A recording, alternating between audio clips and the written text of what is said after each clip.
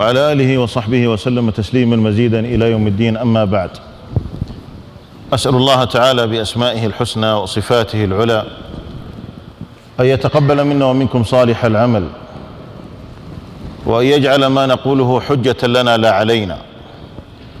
أيها الإخوة الكرام، من التحديات التي نواجهها في هذا الزمن هي تربية الأبناء.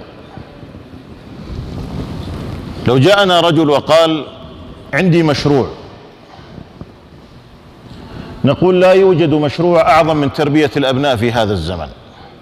هم رأس المال، هم الثروة الحقيقية التي يجب أن نعتني بها أكثر من أي وقت مضى.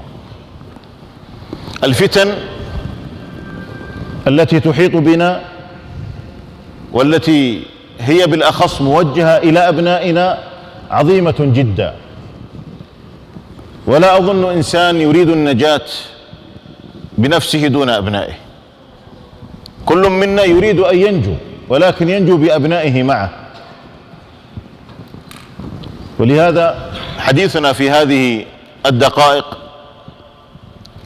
عن تربية الأبناء في زمن الفتن وأسباب صلاح الأبناء. نذكر بعضا من هذه الأسباب التي أسأل الله أن ينفعنا وإياكم بها. أول هذه الأسباب هو صلاحك أنت أيها الأب. هذا القرار ليس بيد الأبناء، هو بيدك أنت. الله جل وعلا يقول في سورة الكهف: وكان أبوهما صالحا، في قصة الغلامين مع الجدار التي لا تخفى على أحد. يقول ابن عباس كما عند النسائي، يقول: حفظ بصلاح أبيهما ولم يذكر لهما صلاحا. حفظ بصلاح أبيهما ولم يذكر لهما صلاحا. إذن صلاحك أيها الأب أصل في هذه المسألة، أن تكون صالحا بعبادتك، بطاعتك، بقربتك، يحفظك الله في من وراءك. ولهذا تجد أن بعض السلف كان يزيد من صلاته رجاء أن يحفظ في أبنائه.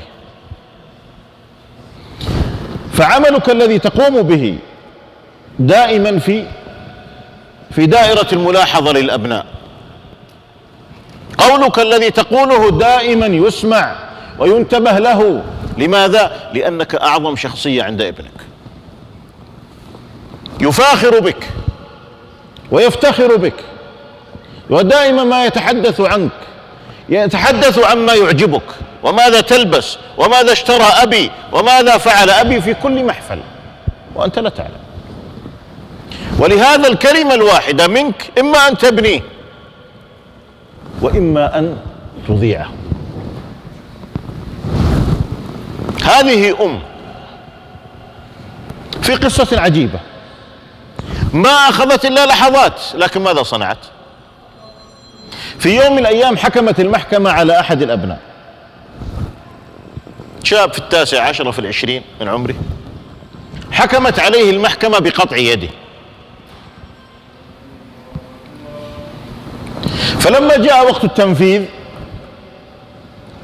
صاح بأعلى صوته وقال: قبل أن تقطعوا يدي اقطعوا لسان أمي. عجيب، قبل أن تقطعوا يدي اقطعوا لسان أمي، لأنها في أول يوم سرقت بيضة وأنا طفل. يقول: حينها زغردت وقالت: أصبح ابني رجل.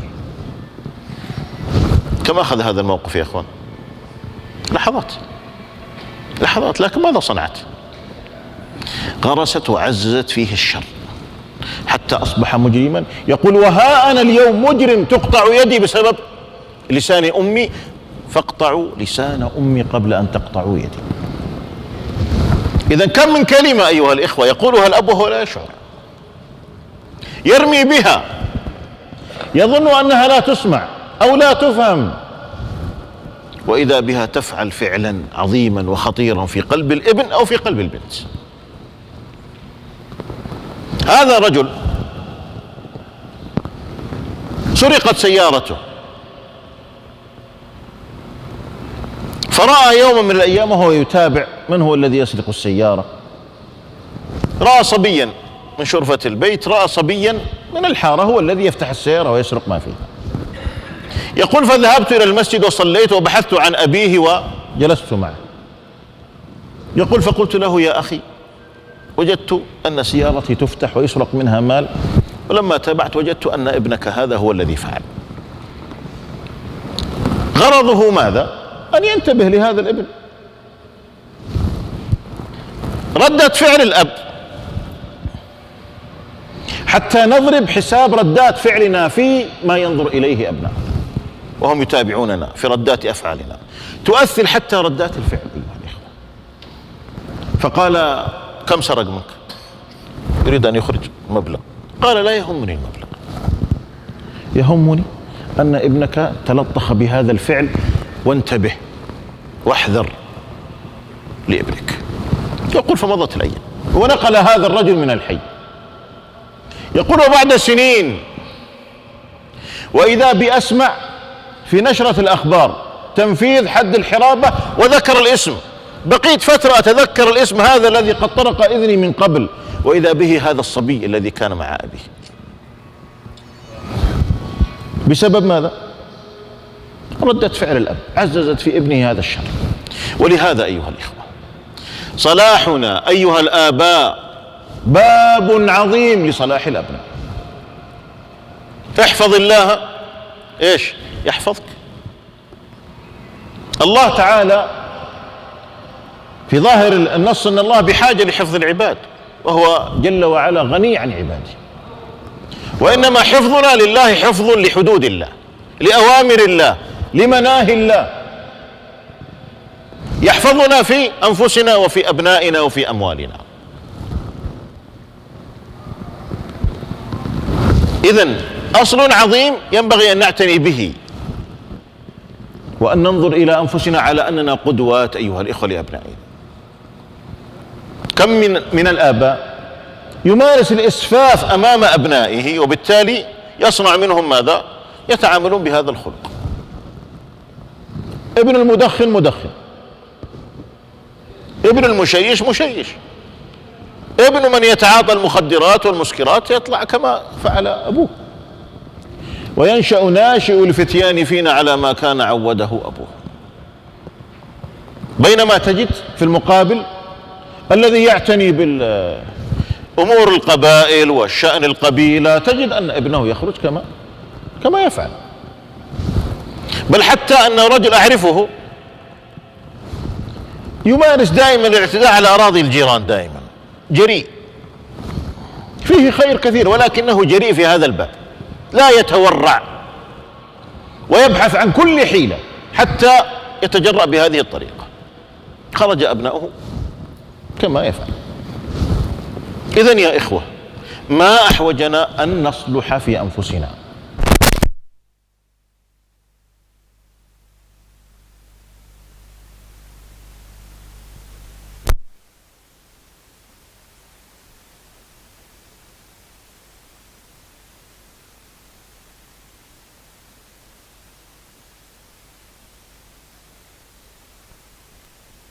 أنا لا أشك أن كل الناس يعرفون أن الدعاء من أعظم أبواب إصلاح الأبناء، ولكن الإلحاح في الدعاء يا إخوة ليس كمجرد أن تدعو هكذا. طرق الباب يا إخوان دائما وبإلحاح يوشك أن يجعل الباب يفتح، بخلاف الذي يطرق طرقا خفيفا هكذا ثم يمضي. هكذا الدعاء. ما نصيبه من الدعاء في زمن يا إخوان تمطرنا الفتن صباحا ومساء. أصبحت الفتن يا إخوان ليست في الخارج، هي في جيوبهم يحملونها في كل لحظة وينظرون إليها. هذا الأمر يجعلنا يا إخوان إيش؟ تكون أيدينا على قلوبنا دائما. حينما تنظر فيما يخطط له الأعداء وفي المكر وفي الحيلة التي لا تخطر على بال الناس في وصول هذا الشر إلى الأبناء حتى وهم تحت الفراش. ولهذا حينها نعتصم بالله، نعتصم بالله ونلتجئ بالله جل وعلا. مع بذل الأسباب الأخرى. ولهذا تأمل ما هو الوقت الذي ترجو فيه الإجابة، وأن تلح على الله. لا أقول يا إخوان في كل أسبوع، في كل يوم. اجعل لك وردا للدعاء لأبنائك في كل يوم، وهذا قليل نحتاجه في كل صلاة. فتن يا إخوان تمطرنا صباحا ومساء لا تنتهي. فتنة واحدة كفيلة بأن تحرف الابن والبنت، فتنة واحدة. ولهذا ومن أعظم الدعاء دعاء الوالد إيش؟ لولده. 3 دعوات مستجابات لا شك فيهن، وذكر منها دعوة الوالد لولده. ولهذا يحتاجون هذا دائما. أمر ثالث، من هو المرابط معك في البيت في تربية الأبناء؟ الزوجة. تخيل أنها تنسحب من هذا الثغر، من يبقى في الميدان؟ لو جئنا يا إخوان على رجل في الجبهة ينسحب، أليس هذا مصاب عظيم؟ والله لو انسحبت المرأة لو بهمها من تربية أبنائك لا وقعنا في أكبر إشكال. ما دورك في التعامل وكسب الزوجة في تربية الأبناء؟ كثير من الآباء يعتمد اعتمادا كليا، إن لم يكن كل الآباء يعتمد على زوجته في تربية أبنائه، كل شيء هو من شأنها. طيب إذا كان لا يقيم لها وزن ولا احترام ولا تقدير ويسخر منها هل تبقى معه مرابطة على هذا الثغر يا إخوان ولا تنسحب؟ والله تنسحب. وللأسف أصبحت الفتن التي تغري النساء كثيرة جدا. ثم إذا انسحبت، من هو المسؤول عن تربية الأبناء يا إخوان؟ ولهذا يجب أن نجلها وأن نحترمها وأن نقدرها وأن نرفع قيمتها في البيت. إذا قلنا نعم سوف تقول هي معنا نعم، ويقول الأبناء من بعدها نعم. وإذا قلنا لا قالت لا، ويقول الجميع من بعدها لا. ولكن إذا كان الأب يقول نعم وهي تقول لا، يسمعون لمن؟ يسمعون لمن أحسن إليهم وهم صغار ورعاهم، يسمعون للأم يا إخوة. وبالتالي ماذا يكون؟ ينشق البيت. وهذه هي البيئة المناسبة لانحراف الأبناء باختصار، في المخدرات وفي الغلو وفي غيرها، قل ما شئت. هذه هي البيئة المناسبة لانحراف الأبناء حينما يفترق الأب والأم. فأقول أيها الآباء، ذكر الأدلة في هذه المسألة يا إخوان يكفيك أن تعلم فيه قول النبي صلى الله عليه وسلم: خيركم خيركم لأهله وأنا خيركم لأهلي.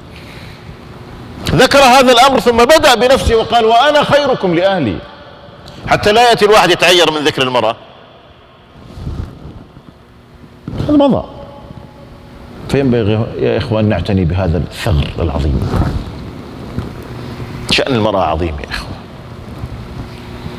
وينبغي أن يعتني هذا الرجل ويتفنن في كسبها. كم من الآباء يقول: والله ما اكتشف فساد أبنائي إلا زوجتي. يقول: أنا لا أعلم في حياتي، أنا رجل مسؤول عن أسرة أعولهم فأعمل. يقول: وهي المرابطة على هذا الثغر، كل مرة تأتيني: هناك ملحظ يا فلان، هناك مشكلة يا فلان، هناك، ونحن نعالجها. تخيل أنها أهملت هذا الأمر، أصبح في قلبها غلا على زوجها ولا تلتفت لهذا الأمر. ماذا يصبح يا أخوان؟ عظيمة من العظائم يا أخوان. ثم بعد ذلك يقول أهل التربية: هناك فجوة بين الآباء والآباء، بين الأبناء والآباء. سببتها التقنية، سببتها بأنها زرعت في نفوس الأبناء أنهم قطعوا شوطا وتقدموا، ولا يزال بعض الآباء متخلف. هكذا يشعرون هنا في عقولهم. وبالتالي أصبحت هذه التقنية تصوغ عقولهم وأفكارهم إيش؟ بعيدا عن تربيته وعن نظر الآباء، فسببت فجوة. هذه الفجوة يا إخوة يراد لها بعض الحرص من الآباء مع ما مضى من الأسباب بأن يبذلوا شيئا إضافيا من تعاملهم، لأن الأمور تغيرت، لم تصبح بأيدينا. فيصبح الأب أكثر مرونة، أكثر ليونة مع أبنائه، بخلاف ما مضى. تربية الأولين يا إخوان كانت تربية تمشي ببركة الله، والله الحافظ، علم الله صدق قلوبهم فحفظ الله لهم. ولكن نقول أيها الإخوة، نقول مع اليد اليوم 1000 يد تربي، مع المربي 1000 من يربي. الجوال يربي، والصحبة تربي، والمدرسة والأقارب والجيران والشارع كلها تربي، والإعلام. وبالتالي أصبح تأثير الأسرة في تربية الأبناء 30-40% فقط. طيب حتى يكسب الأبناء بعد هذه الفجوة، نقول احرص على أن تمدح أبنائك. ايش رايكم في المدح للأبناء يا إخوان؟ يستاهلون ولا ما يستاهلون؟ يستاهلون.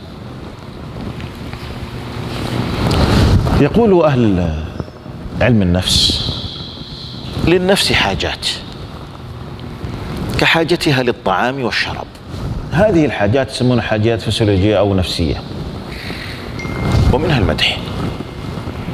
رأيت ما تستغني عن الأكل والشرب، كذلك ما تستغني عن المدح والثناء. هو حاجة يحتاجها الإنسان. هذا المفحط لماذا يفحط؟ لماذا؟ يمدح، فقده في البيت يا إخوة. ما يمدح في البيت يسب ويشتم، ثم يخرج عند هؤلاء إذا به أبو فلان ملك مدري إيش وأمير مدري إيش ويمدحونه. فقدها وبحث عنها أين؟ هناك. ولهذا سوف يبقى يفحط حتى يموت ولا يبالي. ثم يأتي من بعده يقول هذا شهيد الله مدري إيش. صح؟ أليس هذا الواقع؟ هذا الذي وقع في الغلو. يقولون ما ينصر أمة محمد إلا أنت. هو لا يحسن يقرأ الفاتحة، لا يحسن يقرأ الفاتحة، ويسمى أنه أبو فلان الفلاني. ما مع شيء يا إخوان. ثم يقدمونه، يمدحونه وينفخونه ويجعلونه أميرا وقائدا، ثم يأتي ويتحدث ويشتم كل الناس ويكفر كل الناس لأجل أنه يجد هذا المدح وهذا الثناء الذي فقده، وكان سببا في أن بحث عنه في هذه الأماكن. قل مثل ذلك لحق المخدرات ومن يفعل الأفاعيل. ولهذا أبناؤنا يحتاجون لجرعات من المدح والثناء، ولكن بشرط أن يكون بحق، أن يكون بحق، لأنه يعرف إذا أصبحت تمدحه كما يقال مدح بلا قيمة، يعرف هذا. ولهذا لما يتفوق الابن في ثالث متوسط مثلا، ثم يأتي الأب وينادي الأم: يا أم فلان تعالي، تعالي يا فلان، تعالي يا فلان، يجمع الأسرة، يقول أخوكم هذا تميز وجاء بالتقرير كذا كذا كذا، ثم تخرج 100 ريال وتقدمها له هدية أمامهم. ماذا يصنع هذا فيه يا إخوان؟ يصنع شيئا عظيما يا إخوان، شيء بسيط ما يكلفنا شيء يا إخوان. وأيضا يتفنن الإنسان في معرفة كيف يحسن أو كيف يقدم المدح لأبنائه ولبناته. الفتاة الصغيرة يعجبها أن تمدح شعرها، ما شاء الله شعر البنت هذه كيف، قدم. هذا الإشباع يجعل كلام من يريد به سوءا وشرا مثل الهواء، لا يعني له شيء، لأنه لا يوافق حاجة في داخله يجره بها. أتمنى أن النقطة هذه واضحة. إذن لنحسن مدح أبنائنا يا أخوان، ولا تجعل هذا المجرم يمدحه. يا أخوان، أبناؤنا في كثير من شأنهم وقعوا فريسة لهذه المسائل، بل حتى البنات. فإذا أشبع الرجل أهل بيته بحبه وغمرهم بعطفه وحنانه ومدحه، ما يجد هذا المجرم سبيل إلى أهل بيته. أيضا يا أخوان، بعد المدح كنهم: يا أبا فلان، أم فلان، اجعل لهم كنية. يا أبا عمير ما فعل النغير. أيضا احتضنهم. يصلح ولا نستحي؟ نستحي نحضن الأولاد والبنات؟ ما نستحي يا أخوة.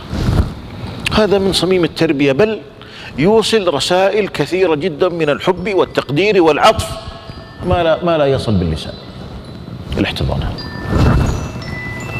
بعض الناس يقول والله يا أخي ما عرفت كيف أفتح هذا الباب.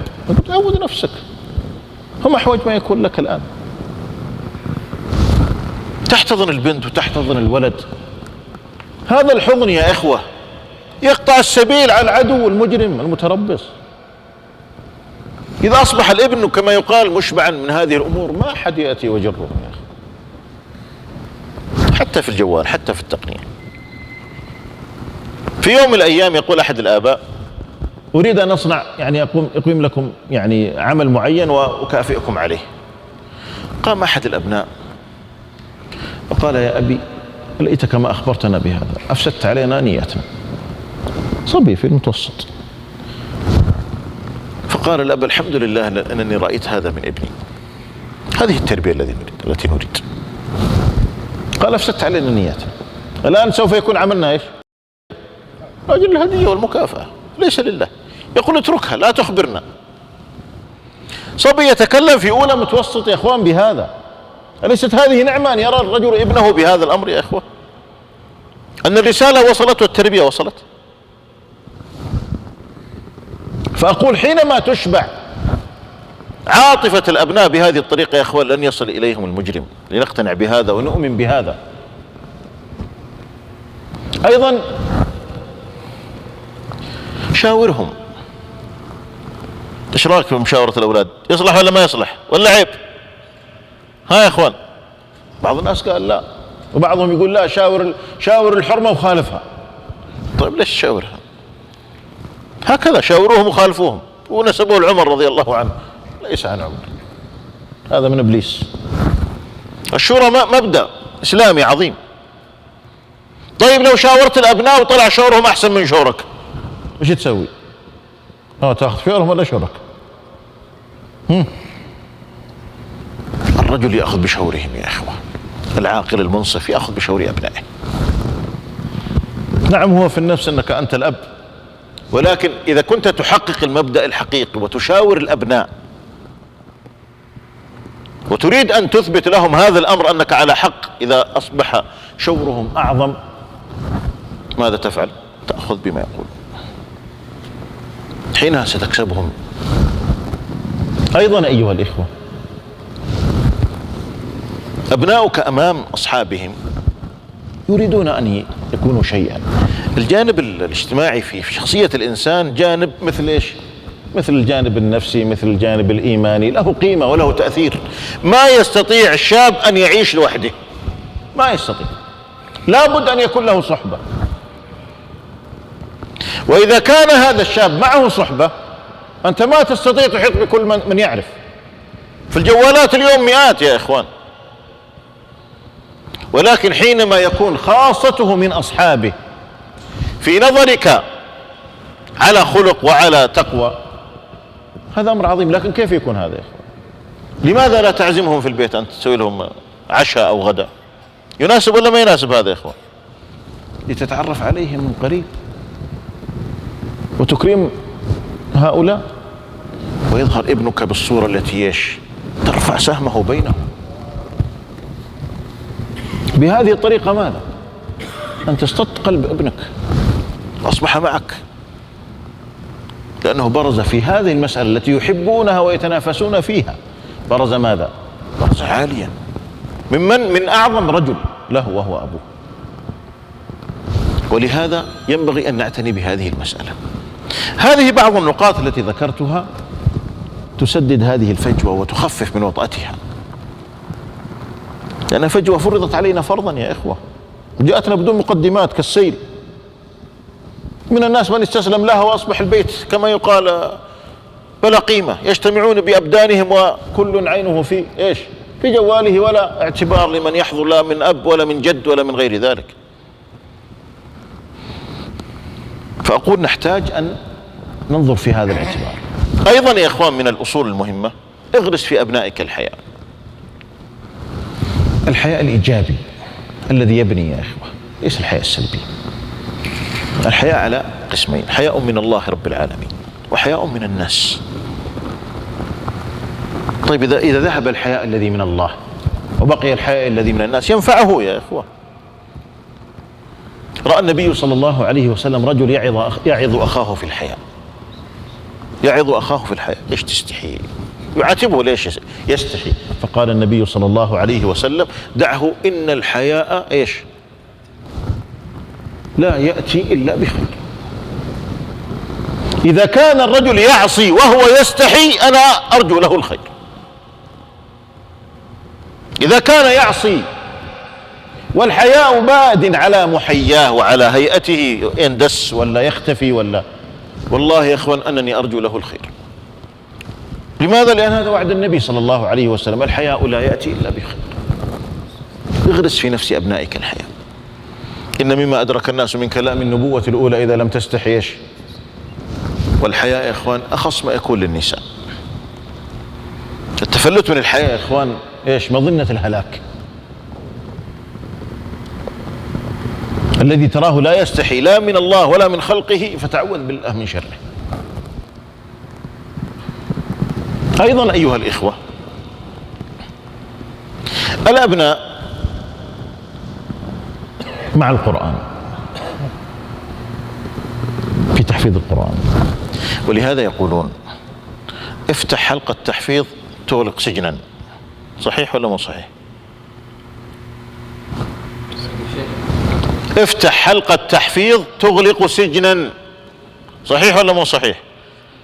يقول مما وجدوه يا إخوة أن الذين في السجون ما مروا على حلقات التحفيظ. أمر عجيب، بالذات في الجرائم إيش؟ غير جرائم الشبه، التكفير والغلو، الجرائم الأمنية ما وجدوهم قد مروا على التحفيظ. ولهذا الذهاب بالابن إلى حلقات التحفيظ وتدريسه في مدارس التحفيظ من وفق لهذا فنقول لقد فاز فوزا من أعظم قرة العين اللي تراها. لماذا يا إخوان؟ هذا الابن حينما يعيش مع كتاب الله تعالى، نحن نقول نسميه تحفيظ القرآن، صح؟ القرآن هو الذي يحفظنا ويحفظ أبنائنا يا إخوان، ليس نحن الذي نحفظ القرآن. القرآن هو الذي يحفظنا أيها الإخوة.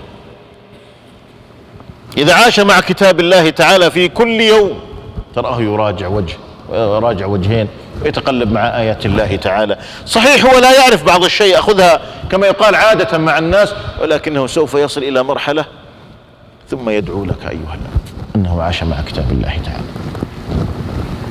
فما دورك في حرصك على أن يكون ابنك من أهل القرآن عن طريق المدارس الرسمية أو عن طريق حلقات التحفيظ؟ هذه مسألة أوصي بها نفسي وإخوتي أن نعتني بهذا الأمر. ما دورك في دراسة القرآن في البيت أيضا؟ هل عندك درس في البيت تجتمع مع كتاب الله مع أبنائك على كتاب الله أو تقرؤون في كتاب؟ من جرب هذا يا إخوة يقول سبحان من سخر لي أبنائي. يقول اقتنعوا بأهمية الاجتماع وإبعاد الجوالات هذه واجتماع القلوب مع الأب ومع الأم. يقول فأصبحت أرسل الرسائل التي أريدها من خلال هذا اللقاء. قال واحد أنا مسوي جروب، قال ما نفعتنا هذه الجروبات لا مع أولادنا ولا مع أقاربنا وأصبحت لا شيء. فهذه المجالس يا إخوة سوف تصطاد فيها صيدا عظيما مع أبنائك. لماذا؟ لأنها مجردة عن الجوالات ومجردة عن التدخلات، فيصبح الإنسان أكثر تأثيرا على أبنائه في هذا الأمر. باقي 7 دقائق أقول فيها التحدي الذي نعيشه اليوم يا إخوان مع تربية الأبناء ينبغي أن يكون محاضرة فقط، لا بل يكون حديثنا دائما مع أبنائنا ومع بناتنا ومع إخوتنا لأهمية هذا الأمر. كثير من الآباء يا إخوة حينما مرت علينا أحداث عظيمة جدا انخرط فيها من انخرط من الأبناء في هذا الغلو وهذا التكفير، وجدنا ماذا؟